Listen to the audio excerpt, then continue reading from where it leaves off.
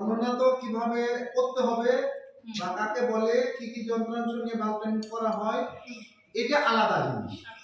হ্যাঁ, তো এখন কথা হচ্ছে যে কি কি যন্ত্রাংশ নিয়ে আমার ক্র্যাঙ্কশ্যাফট থেকে ক্যামশ্যাফট, তারপরে পুশ রড, তারপরে আপনার পিস্টন কানেক্টিং রড, তারপরে আপনার হচ্ছে rocker arm shaft, rocker arm distance spring, valve, valve seat, valve guide, lock, এই সবগুলাই কিন্তু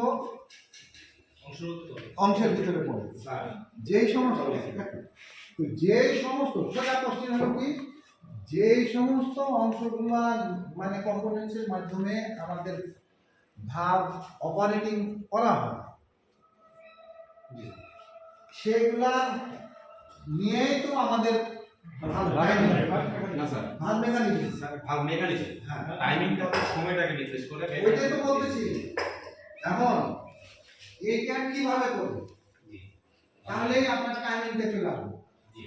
কোন সময় করবেন এইটা, যদি আপনার ইঞ্জিনে মার্ক দেওয়া থাকে কোন সময় ভালভ খুলবে এবং কোন সময় বন্ধ হবে, এরকম মার্ক আছে।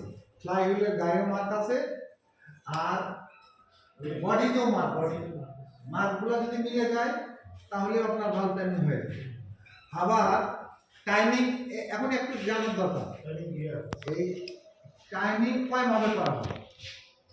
তো একটা করা হয় গিয়ার এবং গিয়ারের মাধ্যমে, সার্ভিসিংগুলোতে আপনারা দেখছেন চেন এবং স্প্রকেটের মাধ্যমে এবং বেল্ট পুলির মাধ্যমে, এই তিন ভাবে করা হয়।